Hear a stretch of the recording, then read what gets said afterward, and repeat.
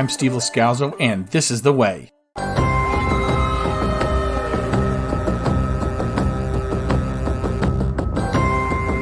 Welcome to This is The Way podcast's reaction and discussion episode for Chapter 19 of The Mandalorian. Season 3, Episode 3. The title is The Convert. Who is the convert? Is it Bo-Katan? Is it Pen Pershing? Is it Elia Kane? Well, if you're not caught up through the Ides of March, stop. Part of the joy of this latest episode for me was that it brought back the experience I had watching the first season. Back then, I was interpreting everything I was seeing on the screen as leading me toward what I thought would be the conclusions. Then things took a turn and went somewhere else. I've been covering Star Wars since before The Mandalorian debut on Disney+. And in the past few months, we've had the excellence of Andor, and now Mando Season 3 is humming along.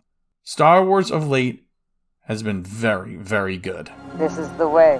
This is the way. This is the way. March 15th, 2023, Season 3, Episode 3, Chapter 19, The Convert on Disney+. And look, I was wrong. I thought there's no way we're picking back up on Mandalore after seeing the Mythosaur, but we did. Now, I don't think we should have. I think we should have gone straight to Coruscant, but we get confirmation in this episode of character names, establishing days of the week in canon, the differences and similarities between the Children of the Watch and the Empire, yellow biscuits, red herrings. I mean, we also find out that despite what we're being told, there might just be something magical about those living waters after all. He speaks the truth. These are indeed the living waters. The thumbnail description and full episode description on Disney Plus are the same and read on Coruscant, former Imperials find amnesty in the New Republic. The runtime for Episode 3, Chapter 19, it shows up as 59 minutes in parentheses on the Disney Plus show page. This is a long episode. If you press play, you're going to get to the credits in a little over 53 minutes. 53 minutes, 11 seconds. If you skip the previously on and go to the aftermath of Bo fishing out Din from the living waters, you can get through the episode in about 51 3/4 minutes. Was there anything for us to learn from the concept art during the credits in this show, though? I spotted a hut on the red carpet of the Opera House during Omid Abdahi and Katie M. O'Brien's listings in the credit. The psychology or therapist droid appeared different. It was more independent in the concept art. It had its own legs and stuff. It was certainly shinier. And, I think it was bolted to the floor in the episode. The train and the shipyard conditions looked different as well. And so did the Imperial Destroyer Lab. It's not a big deal when they look different, but I do feel like we can learn something. Like, the instruction to the artist is closer to the original intention, I think. And then set design comes in, and then there's a practicality of the shots that has to come into play. The way the scenes appear in the episode, that's canon. But I really do like to compare, and I think about the differences between the action and the concept art. I think it gives us some insight. You think? The credits start with the director, so that's where we're going to start too. Lee Isaac Chung, Oscar nominated for writing and directing Minari. I don't think it was his fault the episode started and ended with Din and Bo-Katan and Grogu, and then all the Pershing stuff was in the middle. I say fault. I don't mean that was a problem or that it was awful. I just think the only thoughtful criticisms I've seen about the episode concern this sandwiching of Coruscant in between the visits to the Mandalorians. I don't know if it could have been put together in a better way. Cutting between them might have been even more awkward. Maybe that's how it was written, but I just feel like they should have just delayed the Mandalorian stuff to the next episode. But then you probably get people complaining about, where's Mando in his own show? I think that's a silly criticism, but I do think it was out there, especially considering what happened in the Book of Boba Fett when they went away from Boba Fett and showed the Mandalorian. So maybe it was the writer Writing credit going to Jon Favreau, but we do get confirmation in this credits that he shared co-writing with at least one other person this season, maybe later this season with another. I said earlier in the season that we'd have to wait and see if he was sole credit throughout. This latest episode confirms he does share the spotlight. Noah Clore is his co-writer on this one. He was a staff writer on the Book of Boba Fett and has been listed as an assistant on several other episodes of The Mandalorian, including this season. This time, he gets a co-credit. And he was actually listed before Favreau, so that might be an actual honor for him.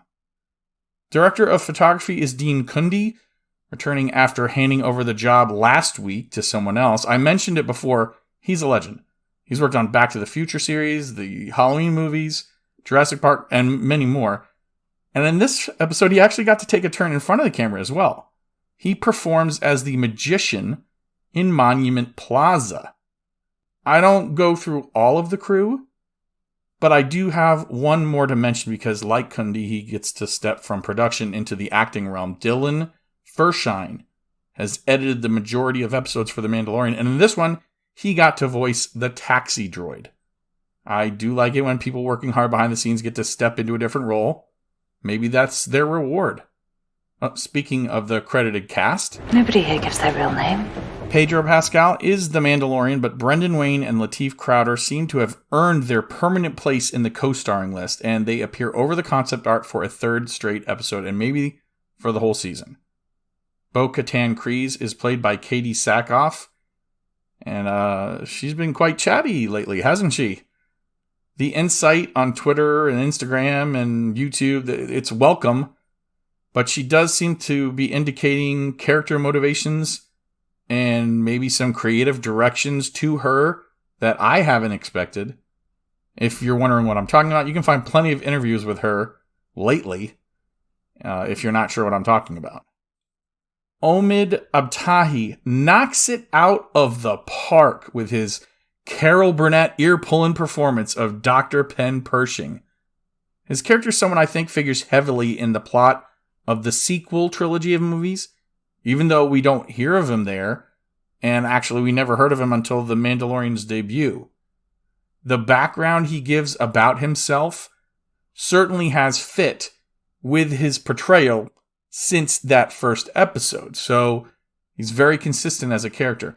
Katie M. O'Brien is another standout. She took what could have been a small part.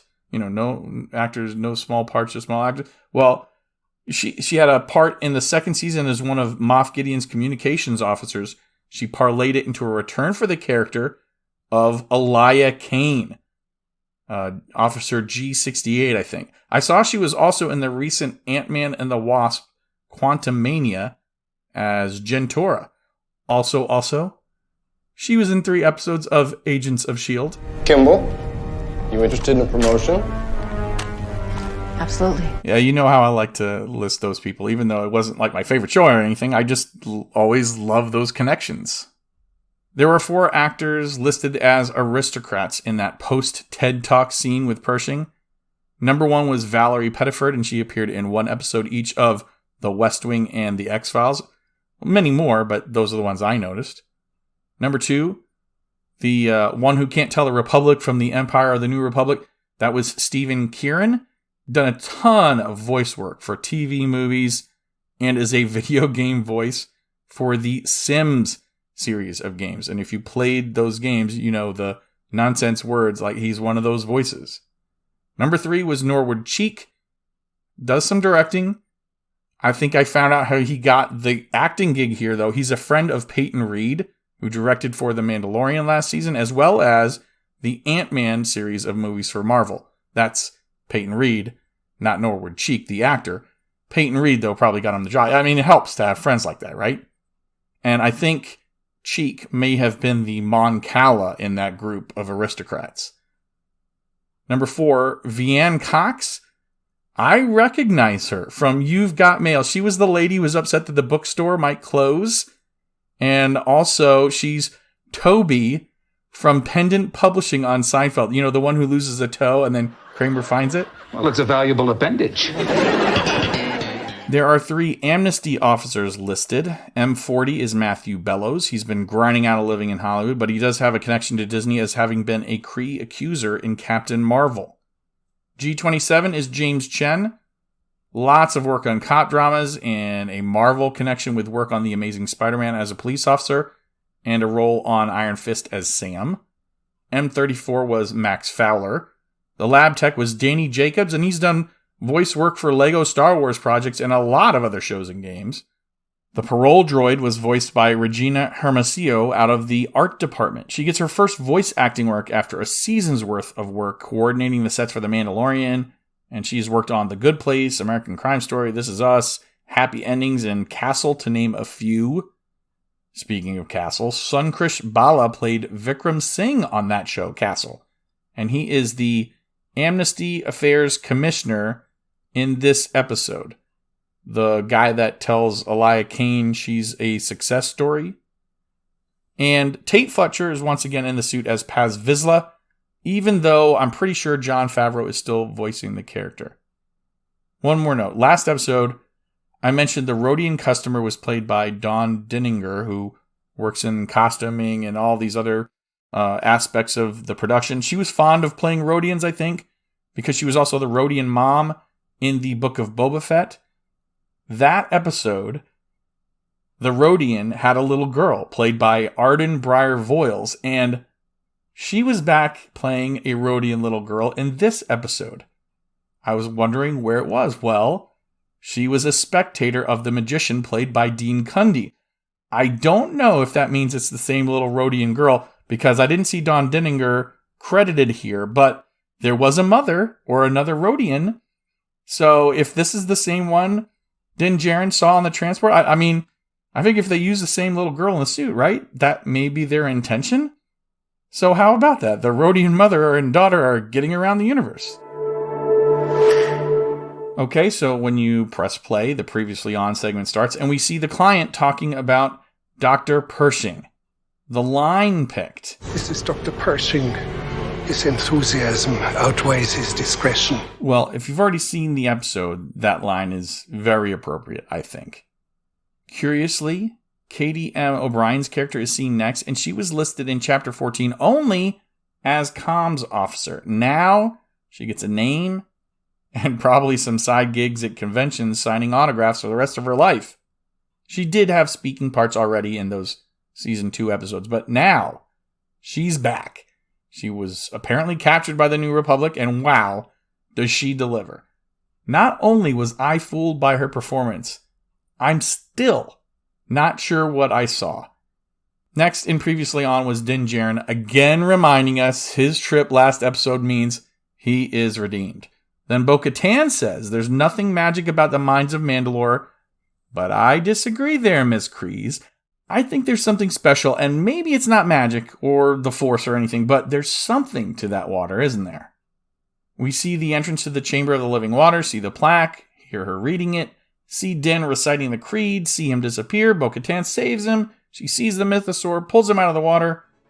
Then we get to the Lucasfilm Limited slate and Star Wars lights and helmet sequence.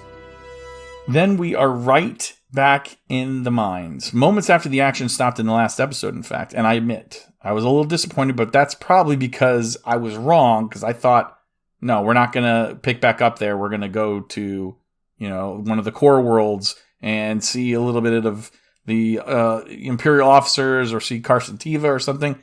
Well, I was wrong.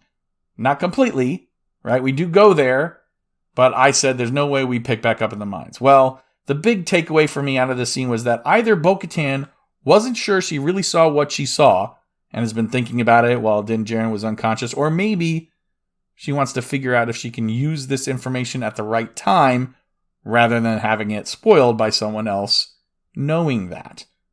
I think it's the former, and I think the actress indicated as much in an interview. I can't find it, but I'm pretty sure that she was just surprised and she's not sure how to reconcile her previous feelings. Everything she's known since she was a little girl has been a myth. Now it turns out it might actually have been true. If there is a prophecy about the beasts returning and Mandalore becoming great once more, does this finally mean for her that things are going to go her way? She would never have come to a realization like that had she not humored Din Djarin and this quest for redemption. That must be running through her mind. I witnessed it. You bathed in the living waters. You are Mandalorian again. Can we leave now? We cut from the mines back to the ship, so no more danger from the Alamites or the floating eye mech beast in this episode. I was thinking about the biblical connection again after last week's episode, and Alamites certainly sounds like an Israelite enemy, not too far off from sounding like the Amorites tribe, right? Like Babylonians, Hammurabi, somewhere in the area of Syria today. We may not hear much more about these creatures, and who knows if or when there's going to be a return to Mandalore, and where would they figure into the action, but it's just something I thought about. On the way back to Kalevala, Bo-Katan is warming up to Din Djarin, just an episode after confronting his ship and saying, "I thought I told you to leave me alone." Bring me to my ship and I'll be on my way. You will forever have my gratitude. I would invite you in for a feast, but I'm guessing that helmet isn't coming off again. This is the way. This is the way. I mean, inviting him in for a bite to eat here? This is an intimate offer in any culture, at least on the planet Earth. But it also does point out to me what exactly that vow for the Children of the Watch means, because it's hard to eat as a group with helmets on. That means it's probably not a customary thing for this sect. That takes away a crucial part of bonding, familial bonding. Eating together is a bonding experience. If you have to replace that, it's got to be with another custom that doesn't require showing your face or showing that same kind of vulnerability. Maybe that is one of the obstacles to, why are the clans having so much trouble getting along? Maybe it's because they don't do simple things like that. Also, I played the audio there of Bo-Katan and Din Djarin saying, "This is the way." Did you catch Grogu? This is the way. This is the way. At first, I thought he was trying to warn them about the imminent attack from the TIE interceptors. He was sensing it through the Force or something. But the puppet, when you watch it, is moving much less like that. And it looks like he's just repeating, "This is the way." Like his daddy and future mommy. I mean, the closed captioning simply says Grogu babbling, but it would have been awesome if they had captioned it, "This is the way," for his first actual words. Bottom line here, they're under attack though. Mando has to help out on the guns until they get close to her castle. I mean, it's always fun to see someone man the guns in Star Wars, or at least for me, it's something like it calls back to New Hope with Han and Luke. I got him! Great kid! Don't get cocky! And by the way, I noticed that in the cockpit here, Grogu seals himself away from danger in that floating pram of his. In the season opener during the gun battle with the pirates on Navarro, he didn't shy away from trouble. He kept it open. But here, he's not piloting. He doesn't have a lot of control over his fate, so maybe that's the difference in why he closes it. The ship enters the atmosphere. Bo-Katan does a flyby of her castle. Mando drops out of the ship above the landing pad where his N1 is still parked. He just misses getting clipped by the interceptors giving chase of the gauntlet. I didn't catch just how close he came from dying on the first watch that I had, but he barely makes it to the ship. And a straggling TIE blasts the launch pad, but the N1 takes off in time. I really like the way this played out. Yeah, I know. None of this is real. But to me, it looked like it made sense, and that's all I need to keep up my suspension of disbelief. I'm also not one of those who minds callbacks to like the Razor Crest's maneuver above Navarro from Chapter 12, The Siege. I liked it. That's his piloting move. It worked before, probably a few times for him, so yeah, it's a go-to move. I feel similarly about the move Bo-Katan pulls in the Gauntlet. It looks cool. The drop, turn, and firing. There were enough extra details like the zero gravity on the drop and her mention of flying the cliffs as a kid. It all makes it believable enough to me. I can't stress enough how poorly some of the other Star Wars shows on Disney Plus have done that. It doesn't take much to keep me on board, but it is so noticeable when it's done wrong. Anyway, TIE bombers hit Bo-Katan's castle. And I don't know if that was part of the plan all along, like they drew her away. I mean, they were trying to shoot her down, so I think maybe they just assumed the interceptors would finish her off. There'd be no issues, but great timing on the enemy's part, being away from her castle, right? Nice shooting. Hang on. I'm seeing something on the scope. No.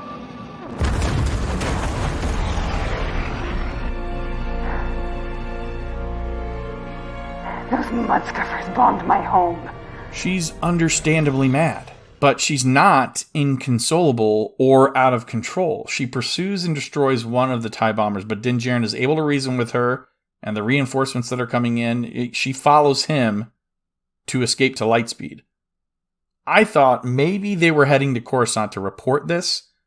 I knew we were going to end up there from the description. I don't know what they would have done, but that's kind of where I thought things were going. But look, the space and air battles have been excellent so far, in my opinion. They don't have to reinvent the wheel for me every episode or show me something I've never seen every single time. But it's Star Wars, and I like having a little air and space show now and then to remind me about, the wars among the stars. In Andor, there wasn't a lot of that.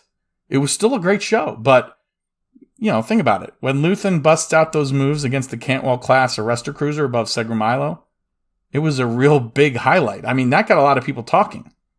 Here in The Mandalorian, we're getting to see it more often, in fewer episodes, or at least we have so far. It's not getting old or stale, not to me. That's a lot of ships for an Imperial warlord. I'm sending jump coordinates. To where? Someplace they won't find us.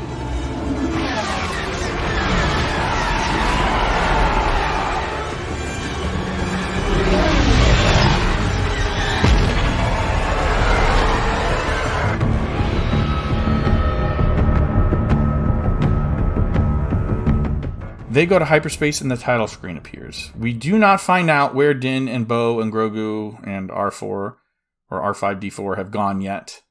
The Convert is the title, and the story we're going to see now regards the amnesty of former Imperials and their new lives on Coruscant, so maybe that's the Convert, but who is this Convert? Does it refer to more than one person? I think so. Dr. Pershing is giving what's basically like a TED Talk in space in a place very familiar to Star Wars prequels fans. This is the same place Palpatine gave his Darth Plagueis the Wise speech to Anakin. That's not an accident. I think that's a hint to us that Pershing's work is absolutely going to tie into the sequel trilogy and the cloning of Snoke and Palpatine on Exegol. Despite the shameful work of my past, I now hope to help the New Republic in whatever way I can. Though that work is now behind me and I regret what I did, I assure you that my original intentions were good. Oh, you don't say. Your intentions were good. Well, that's a lame excuse, especially when scientists know that their intentions aren't why they are being afforded that help. When I was young, I lost my mother, the person who I admired most. Her heart gave out. Had simple organ cloning been available on my home world, her death would have been easily preventable. It was then that I vowed to make it my life's work to help others avoid such needless loss. Thanks to the groundbreaking work of the Kaminoans, we know that cloning can duplicate an individual from a single genetic strand. What my work explored was the hopes of combining multiple strands to create replicas that incorporated the best genetic attributes of both donors.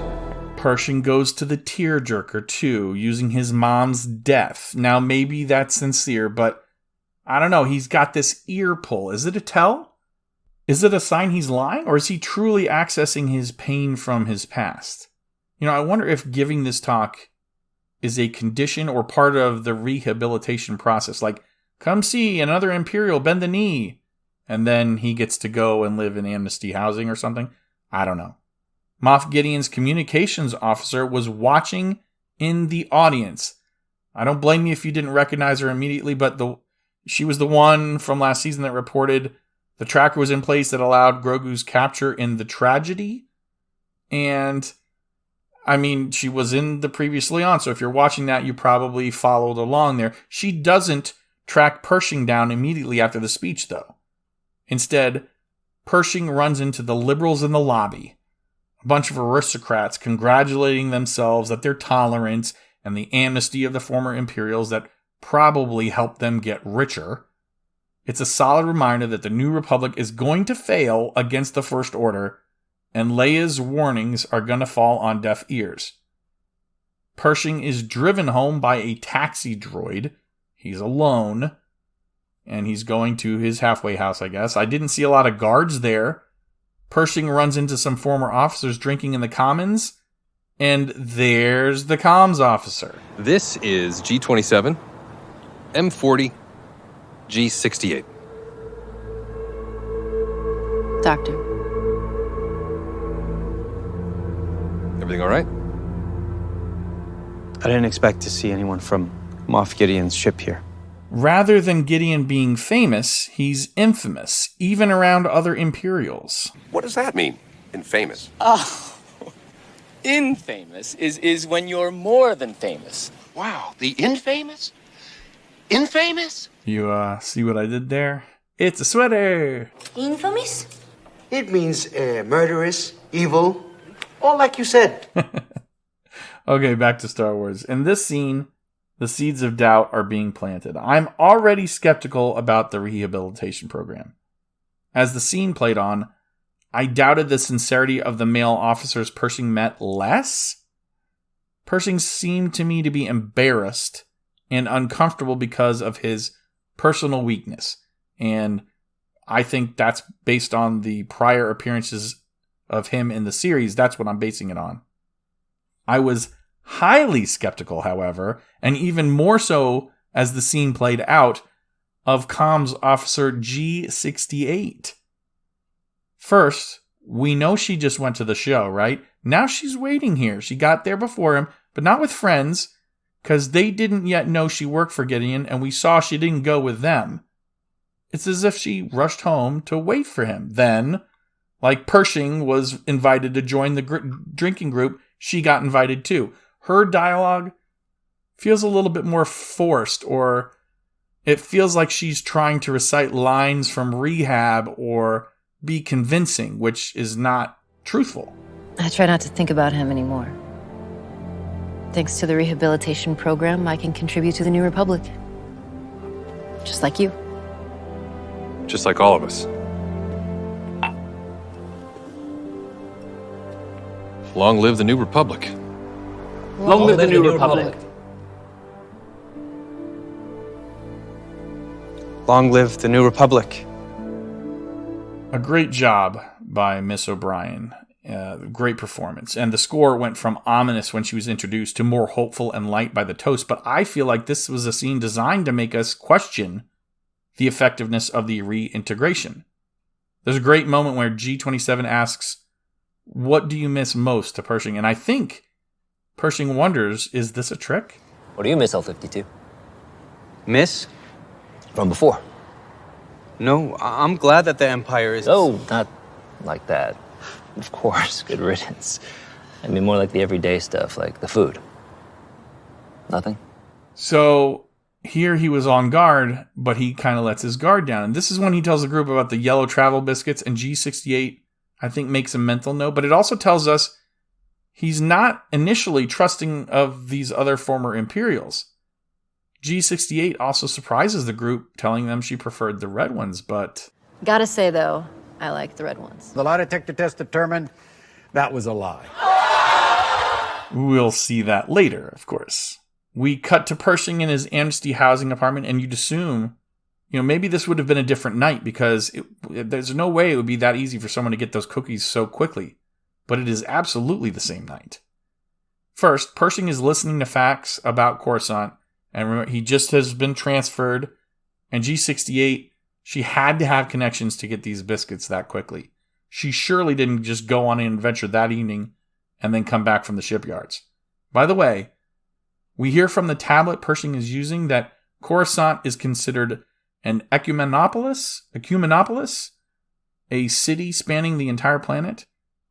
That voice is an uncredited Shelby Young. She's the voice of Leia in Lego Star Wars Summer Vacation, and then the Skywalker Saga video game by Lego. And then she's also done a few voices for the Bad Batch.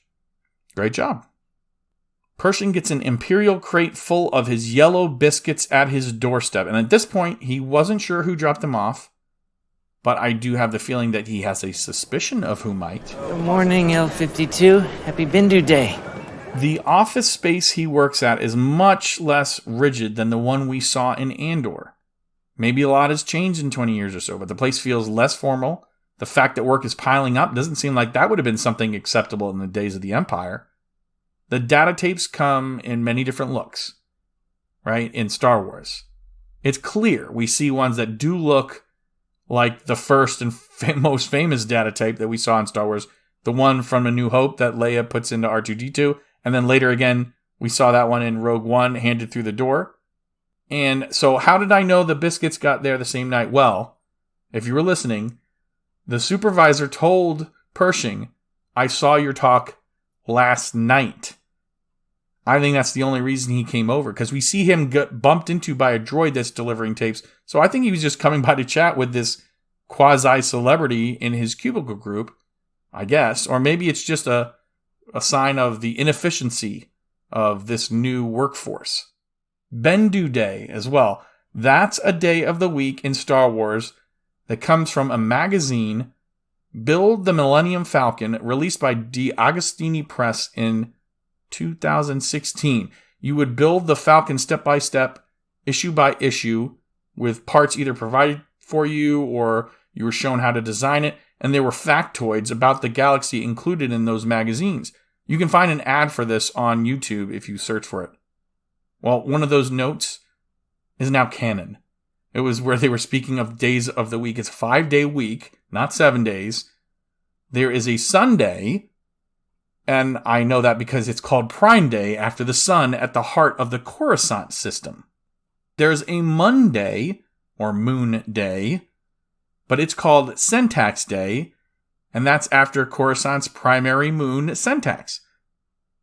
Benduday is like a Friday, I suppose, but it's just the 5th day, and that comes after Zel Day. And Bendu here refers to the Bendu monks that lived on Coruscant in the ancient past. And just a little side note, the Imperial Crest, it's actually part of that group's numerology. The number 9 was big for them, I guess, and it has 8 spokes off a central 9th disc. The central disc was the number 9 there, compared to the 8 spokes, and it was a significant number to the order. But maybe, what this is referring to the monks, at least according to like Wikipedia and other sources, but I really would find it highly unlikely that the Bendu monks have nothing to do with the Bendu that we see in Rebels. I mean, it has to be related. It has to. Oh, and one more day of the week is going to be mentioned later in the episode, and when we get to it, I'll mention it there too. Following orders blindly is how we got in trouble in the first place. Sometimes you have to trust your gut. The New Republic is trying their best, but they're struggling. There are lots of capable people who want to help. You understand what I'm saying? So G68 makes good on her earlier promise to show Pershing around Coruscant. She takes him to Monument Plaza. It turns out she trained at the Academy on Coruscant, so she knows a little bit about the place. It's featured in the Clone Wars, this Monument Plaza. It was a meeting spot for Obi-Wan Kenobi and Satine Kryze. Yes, Bo-Katan's sister, so I think there's a connection there for us. We see the scene I mentioned earlier of Dean Kundi as the magician with the little Rodian girl looking on, among others. The plaza is also home to U-mait, or U-mah-tay, or U-mait, the highest ground in Coruscant. It's the only place you can see the surface from the Ecumenopolis. It's a cool detail. I mean, it's hard to believe, but it's a cool detail, and that last dialogue I played is what the scene is all about. They're having glowing ice pops or whatever. I don't know what they're eating. I didn't see a booth that had Aurebesh that I could describe, but it's not ice cream, right? Because it's glowing. Here, Pershing is trying to convince G68 and himself that his work as a scientist was not really evil. It was going to help people. He just admitted in a previous scene how awful Gideon was. So did he really think that all of this work was going to be shared by, out of the goodness of Gideon's heart? No. This is G68, though, testing how much L52 Pershing is going to bend. You want to touch it? Are we allowed to? Allowed? Live a little, Doc. It's not the Empire. And just know that when she said, you want to touch it, how much it took for me to resist putting in a Michael Scott. That's what she said there. During the dialogue breaks, you can hear obvious elevator music version of, I think, the March of the Resistance from The Force Awakens.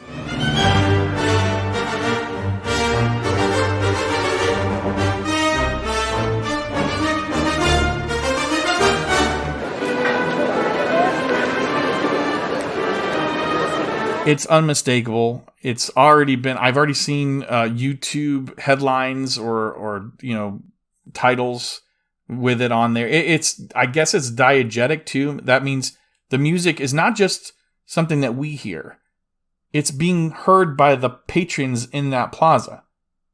Now, I doubt that the track is called March of the Resistance there. I mean, just because John Williams names it something or Star Wars names it something doesn't mean that's what it's called. But hey, maybe the Resistance actually did take the name from the song. No, they didn't. But, it's interesting to think about. Have you experienced any feelings of anger or resentment towards your coworkers? No. Have you experienced any feelings of anger or resentment towards the New Republic government or its representatives? No. Thank you for continuing. Can I ask a question? Proceed. If I were to pursue my own research recreationally, would that be allowed? According to your file, your previous research involved cloning and genetic engineering. That class of research is expressly prohibited by the Coruscant Accords, Section 13, subparagraph 7. My apologies. Do you have any further questions? I guess not. The questions come from this droid like a lie detector test. That was a lie. Not Maury.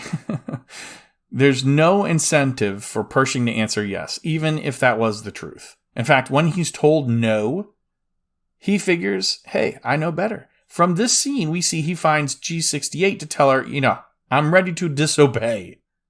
He balks when she tells him, well, we're going to have to break the rules to do it. But that's exactly what he's doing. We just heard the droid tell him no. His fear, it seems, is not what I'm doing is wrong. It's, will I get caught? That's not a good place to be. He doesn't want to get sent back to rehabilitation. Now, I don't know, was this rehabilitation center really torturely? I don't know. G68 tells him to sleep on it, but he came to her. She was the one that actually ends up talking him out of it by, saying we're going to have to break the rules. But then she's giving him more rope to hang himself by. The next day he's at work. He sees Imperial equipment's being destroyed just for being Imperial. His reasoning to his supervisor is, hey, this equipment wasn't bad. It was just what it was being used for. So he's making the same argument about the equipment as he is about himself. I'm not bad. Just my work was being used for bad. The supervisor shuts him down. If I can have access to the equipment, I'd be happy to demonstrate how. Can I be honest with you? We are really behind here. Not only do we have the Imperial disposal yards to inventory, but we're still decommissioning the Alliance fleet. I'm sure you understand. I just think I could be helpful if I could. It would require authorization from the department. You could submit a C-1023 request, but I've never seen someone from the amnesty program make one of those. I'd have to check if that's even possible. It's fine. Forget I asked. I'm sorry, L52. I know it's not easy, but I assure you, this is truly helping the New Republic. Hey man, that's policy. You gotta fill out your TPS reports. Get rid of anything Imperial. We're too backed up. That's how things fall through the cracks. That's why stuff goes missing. That's why, people might go missing, like Moff Gideon. In the hurry to wipe away this memory of the Empire, the New Republic isn't being thorough. Instead of dealing with this ugly past, they're just trying to ignore it. And we know from The Force Awakens how well that turns out. Have you experienced any feelings of anger or resentment towards the New Republic government or its representatives? Apologies if you didn't hear me. Have you experienced any feelings of anger or resentment? No. Thank you for continuing to be... Our main objective is to help the Republic, right? Correct. And that supersedes everything else? It does. His very next session, we hear he's already worked out his excuse. The comms officer didn't even have to push hard. The mobile lab station? Let's go get it. Good. Tomorrow night?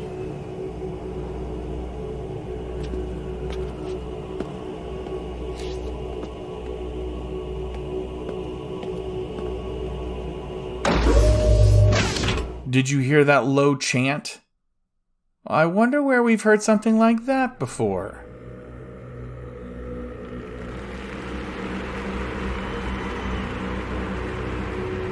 You wanted to see me, Chancellor? Yes, Anakin, come closer. I have good news. I can't believe that's an accident. Favreau, Filoni, and Famuyiwa are not sloppy. This is a clue. It's, what we already figured out is indeed happening in front of us. The walk through the transit station also has a musical cue that sounded familiar to me. It's gonna be fine. Remember why we're doing this.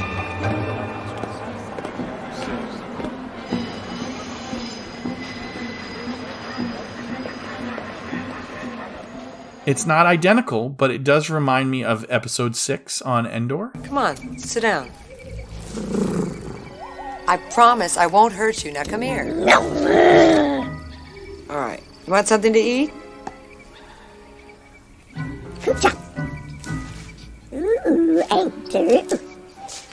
That's right.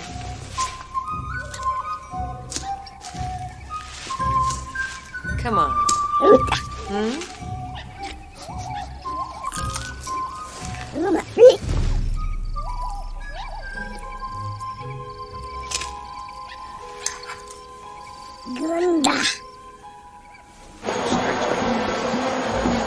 Keep it together, Doc. You're better at this than I am. Oh, you'll get the hang of it. Then we get a little more of it when they board the train, and we hear another day of the week, Tongs Days, am I right? Sounds a lot like Wednesdays, am I right?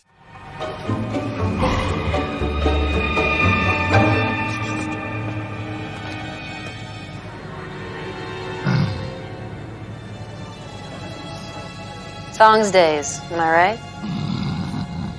And that's because it's the middle of the 5-day week. Like Benduday, it's a reference to a native to Coruscant, this time a species of creature, and I think that it has ties to the Mandalorian culture as well. Where are we going? The disposal yards. The inventory you're cataloging. What? Imperial ships all have mobile lab stations, right? They do, but they're Imperial. Well, not anymore.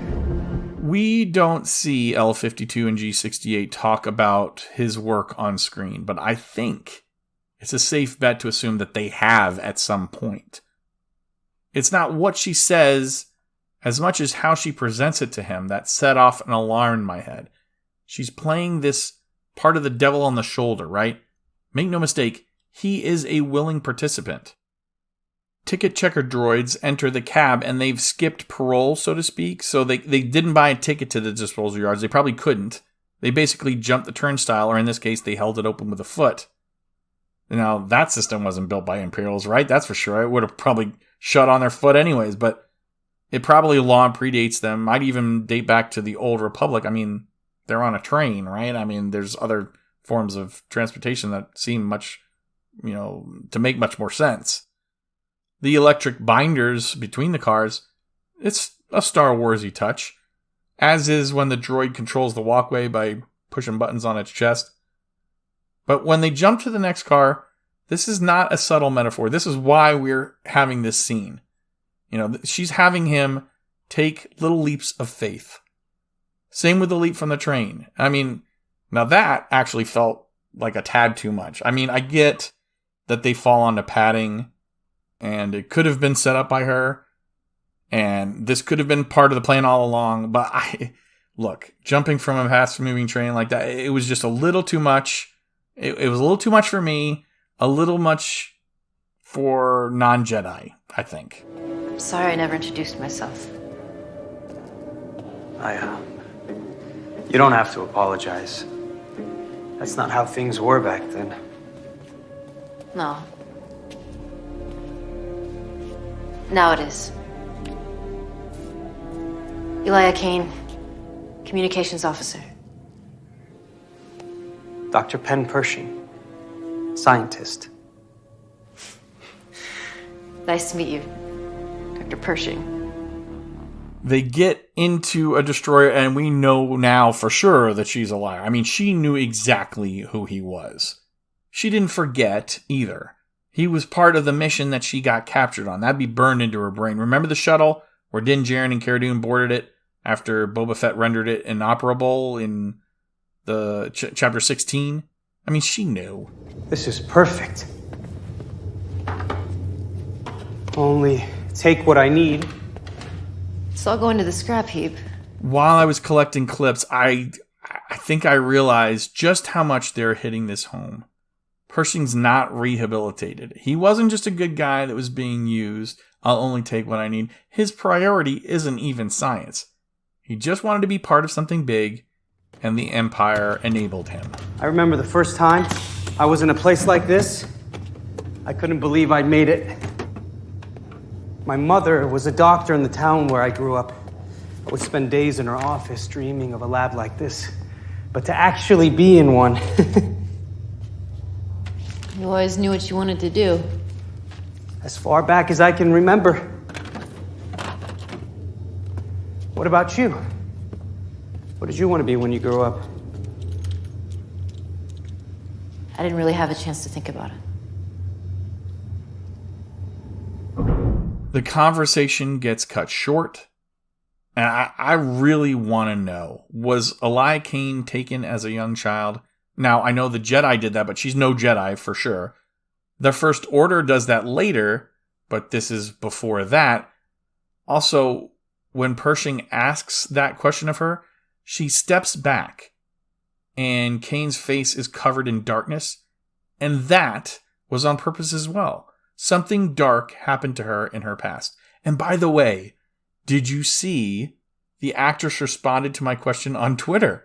She says she doesn't know what kind of trauma she experienced. But hey, in this moment, she's the bait and the hook. And she did a great job because I still don't know what her motivation is. She keeps Pershing in the ship, though, a little bit longer than he might have stayed. And then she leads him into trouble rather than away from it. Raise your hands, L-52. Just wait. No! He is taken to some sort of police facility. I mean, there was a police helicopter and policemen who arrested him, so it looks like he's in for some light torture. The score sounded a lot like Jabba's palace to me.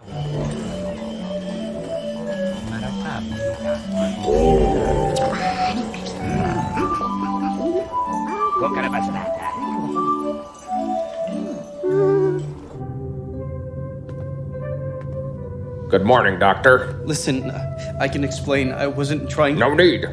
Amnesty Officer G68 has already submitted a report. So how about that? A third piece of the score that sounds like an homage to something else. Not the exact same music. I mean, I'm not making that claim, but it does seem like it was inspired by it. What did she tell you? We understand that the adjustment can be difficult. No. I think there's been a mistake. But we're here to help you. Indoctrination by the Empire is challenging to overcome. It is sad to see Pershing so helpless, even though we've seen that it wasn't all someone else's fault. But I don't know anyone who wouldn't have laughed at his line to the Mon Cala supervisor. This will only take a moment. I'll be here when you wake up. You don't understand. She brought me there. It was a trap. Please, I just wanted to help. She set me up. Please. You set me up.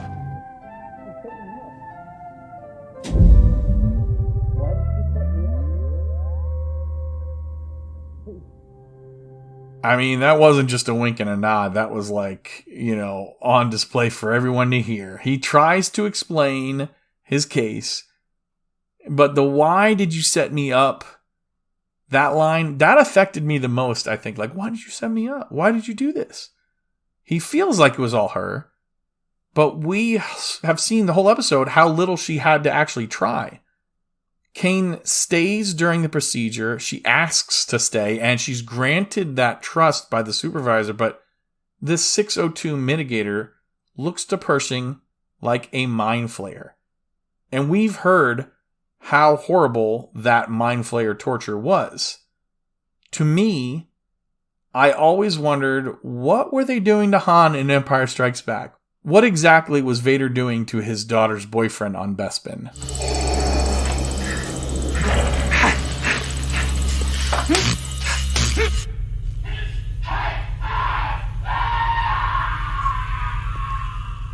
Doesn't seem as bad, right? But Officer Kane turns it up to 11 and we're left to wonder. I mean, here they were talking about how she was a success story. You are a real credit to this program.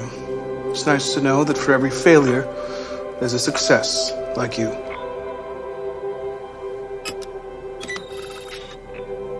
This should offer him some relief.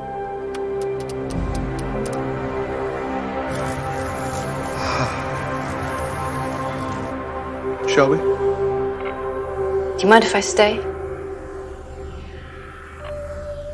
He relapsed, but he's a friend. I still care about him. Of course you do. Yes, you're welcome to stay. This is what I'm wondering. Why didn't the episode just have all the Coruscant stuff only and then end here on this scene? It would have been great. She bites the biscuit and we're done. No, seriously. I mean, I think Katie O'Brien's performance was amazing. I still don't know if she's with Gideon or maybe she's just a sadist who switched sides. I think we're being shown that she's still loyal to Gideon. But that's something we're going to have to figure out. She could be punishing him for giving away information. She could be trying to undo the rehabilitation. I don't know what this Mitigator thing does. I really do wonder why we don't just start and end in Coruscant, though. I can't believe that it's because they didn't want to go an episode without having Mando in his own show. But maybe, maybe after hearing criticism on the Book of Boba Fett, I hope that's not why. Instead of ending there with the biscuit, though, we go to the Children of the Watch covert. Actually, we go to them coming out, Bo-Katan and Din Djarin coming out of hyperspace. And this planet is not hidden. I mean, even though he was an outcast, he still knows where to find them, right? I'm bringing you to a Mandalorian covert. This is how we have survived in exile. I'm familiar. It's a secret location, and you are my guest. They still live by the old ways. Yes, it will go smoother if you keep your helmet on. Trust me. Of course. By the way, looking at their approach in the N1 and the Gauntlet to the cave, I'm even more confused how that gator thing snuck up on them in the first episode of the season. It's way too shallow. Now, maybe they should have just changed this shot or not shown them approaching, but I think that's a missed attention to detail. Nitpick, but it's there. I mean, it could be a different cave. Yeah, I guess. It could look almost identical, but I mean, I don't think that's it. Anyway, small nitpick, but they're met by Paz Vizsla, who's probably not too thrilled to see a Kryze show up. Credit to this Vizsla, though. He is obedient to the armor. He doesn't make trouble. Bo-Katan and Din Djarin and Grogu get their audience with the leader of the Watch. Paz presents his cleansing as a claim. The armorer asks him, "Is it true? Din, are you redeemed?" Din says yes, and he presents the vial of living waters that he took as proof. Are they getting a litmus strip out or testing the pH balance with pool chemicals? No. She pours it into the tempering or quenching vat, and the water shimmers, just like we've seen so many times before. What's this, Bo-Katan? I thought the water wasn't magical. Maybe she just doesn't know about the forging process as a princess, but this is the thing that we see whenever the armor has made armor pieces or whatever in the past episodes. The water shimmers when the living waters are poured in. She pronounces him redeemed. Then she goes a step further. She says the same thing for Bo-Katan. This is huge. I mean, if she has a grudge against her, this doesn't happen. She is committed to this part of the Children of the Watch. This is not lip service. I think even Bo-Katan is surprised. She's an outcast for a different reason. Probably blames herself for the purge. We've heard the armor say as much in the Book of Boba Fett. Suddenly, because Bo-Katan has followed the way in just this short amount of time, she finds a new home and a new family. This is the way. Din Djarin, you are redeemed. This is the way. This is the way. And Bo-Katan Kryze, by creed, you too are redeemed. But I do not walk the way. Did you bathe in the waters? I did. And have you removed your helmet since? No, I have not. Then you may join our covert and live as your ancestors once did. You may leave anytime you wish. Until then, you are one of us. Welcome, Bo-Katan of Clan Kryze. This is the way. This is the way. Remember what I said before about something completely unexpected happening? I mean, I did not even see this coming, even though I noticed parts about her keeping her helmet on, her looks at Din Djarin, how she seemed to be changed as a person. She wasn't going to go in until she saw someone in peril. Then she didn't hesitate. She's not more worthy for diving in, but you know what? She is worthy of redemption. Will it stick, though? Is she going to take off her helmet? Or is she going to find a way to lead the Children of the Watch to the mines and experience or witness the same miracle-born myth? I cannot wait to find out. And next week's episode, the title at least, was spoiled by Carl Weathers, the director. Chapter 20 will be called The Foundling. Weathers last directed, I think, The Siege. Chapter 12, I believe. Just like The Convert, will The Foundling refer to more than just Grogu? Let me know what you think. Interact with us in one of several ways. First and best is email at thisisawaypodcast@gmail.com. Visit our Linktree site for more ways at linktr.ee/thisisthewaypod. You'll find This Is The Way Podcast on Twitter and Instagram at This Is The Way Pod, or on Facebook.com @/ThisIsTheWayPod, and we're on YouTube. Subscribe if you haven't already, and like our posts and content, and please leave positive reviews. Positive words aren't just good for the soul.